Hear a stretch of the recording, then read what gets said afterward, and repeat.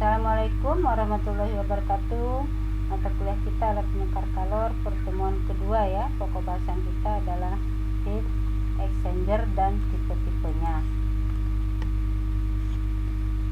Nah, apa itu heat exchanger? Alat yang dibangun untuk efisiensi perpindahan panas dari satu medium ke medium lainnya yang dipisahkan oleh dinding solid sehingga tidak ada kontak langsung dan tidak bercampur.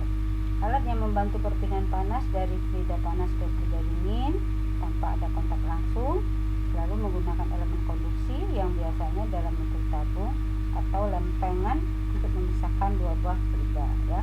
Itu yang dimaksud dengan heat exchanger. Nah, sekarang mengontrol sistem atau substansi temperatur dengan menambah atau menghilangkan energi termal. Kemudian aplikasinya itu biasa digunakan pada pemanas ruangan, mesin pendingin, pembangkit tenaga listrik, pabrik kimia, pabrik petrokimia, kilang minyak bumi, kemudian pengolahan limbah. Contohnya mesin pembakaran internal di mana air sebagai pendingin yang mengalir dalam radiator udara melalui koil sehingga air mendinginkan mesin ya. Kemudian tipe-tipe heat exchanger itu berdasarkan alirannya itu ada laminar, ada turbulen ya. Sedangkan berdasarkan tipe konstruksi ada yang dimaksud dengan coil ya, cell and tube, plat, kemudian spiral ya. Jadi coil heat exchanger, cell and tube heat exchanger, plat heat exchanger, dan spiral heat exchanger ya. Nah, aliran turbulen dan aliran laminar. Aliran turbulen lebih baik dalam perpindahan panasnya karena fluidanya bercampur. Sedangkan aliran laminar, proses perpindahan panas bergantung seluruhnya pada konduktivitas termal dari fluida untuk perpindahan panas dari dalam aliran ke dinding exchanger. Aliran laminar itu menghasilkan kerugian kecil yang hasilnya berbanding lurus dengan kenaikan kecepatan. Contohnya 2 kali lipat kecepatan alir menggandakan 2 kali lipat kecepatan aliran menggandakan kehilangan tekanan ya. Nah, sekarang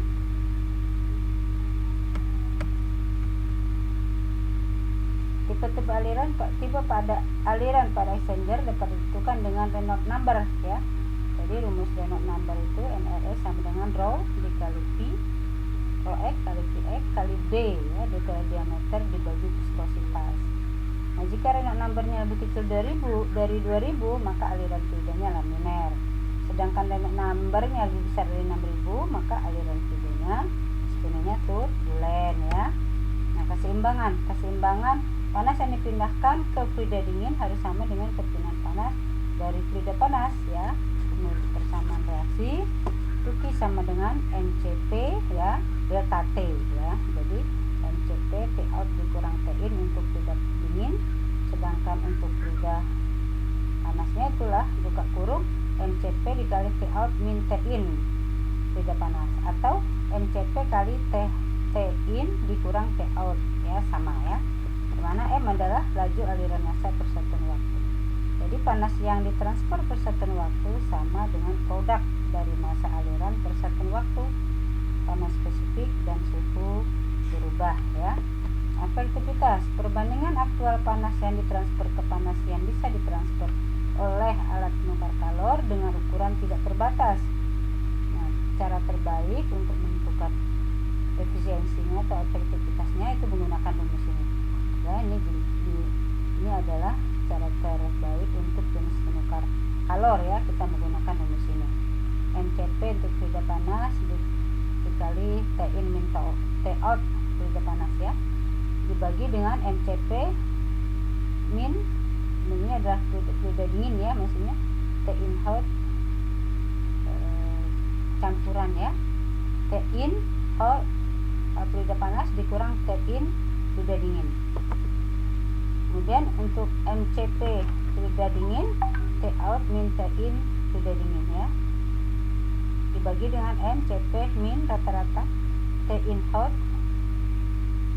minimum ya, bukan rata-rata ya, mCp minimum T in fluida panas dikurang T in fluida dingin ya.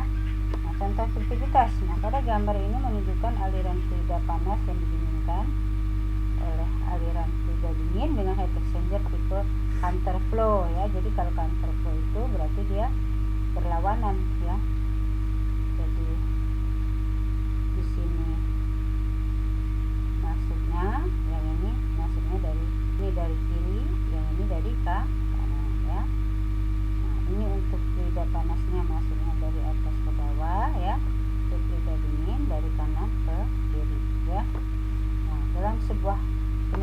yang ideal dengan sama dengan 1 itu keluar ya. Nah ini,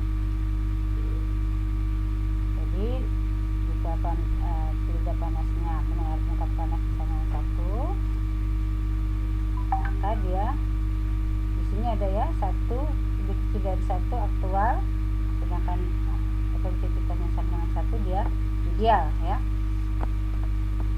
Nah di sini ada T fluida dingin ya, T fluida panas ya. Ini fluida panas yang ini, sedangkan ini fluida dingin. Nah sekarang persamaan heat exchanger. Tingkat perpindahan panas dari penukar kalor tergantung pada desain dan sifat dari aliran dari fluida 2 aliran. Karakteristik ini dapat didefinisikan sebagai berikut. I sama dengan U kali A kali delta log min atau rata-rata ya. U adalah koefisien perpindahan panas keseluruhan atau kemampuan untuk mentransfer panas antara aliran fluida, sedangkan A adalah total luas dinding yang memisahkan dua buah cairan.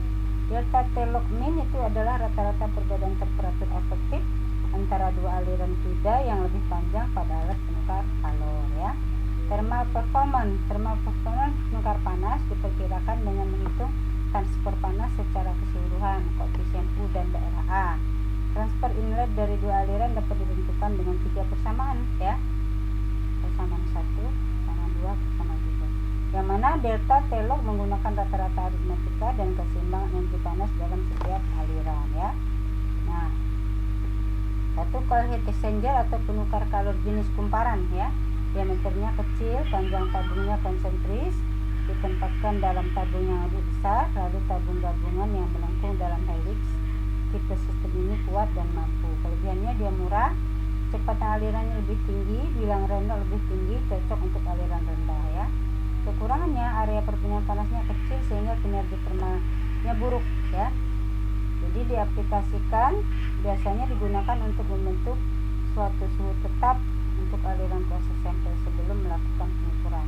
Digunakan untuk mengkondensasikan suhu tinggi aliran sampel ya. Kemudian cell and coil cooler ya, satu atau lebih bentuk spiral. Baru tube coil yang tertutup sel dan bilas baja tidak bisa mendinginkan cairan di bawah 3 derajat Celcius. Aplikasinya mendinginkan bir dan minuman lain dalam bar. Dalam kasus lain minuman sering precold untuk beberapa tingkat sebelum masuk ke chiller ya. Nah, di sini ada alat cell and tube.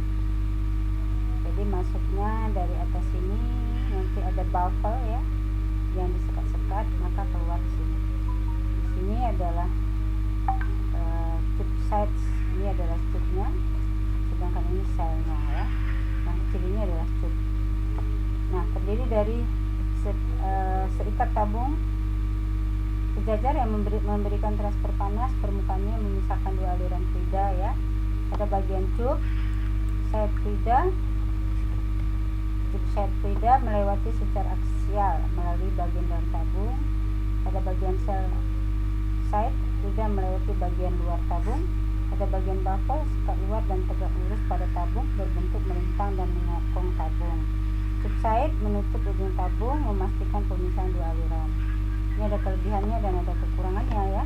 Kelebihannya, thermal performance lebih tinggi dari tipe penukar kalor jenis coil, tekanan lebih tinggi dari penukar kalor jenis plug, efisiensinya tinggi, memerlukan tempat yang minim, mudah dirawat, mudah beradaptasi hampir semua tipe liquid chilling ya. Kekurangannya, kinerja thermal atau thermal performance-nya lebih rendah dari tipe penukar kalor jenis plug, tekanannya lebih rendah dari penukar kalor jenis coil ya. Untuk ini pertemuan ini demikianlah ya, nanti saya lanjutkan lagi tekanannya. Wabillahi taufiq wal hidayah. Wassalamualaikum warahmatullahi wabarakatuh.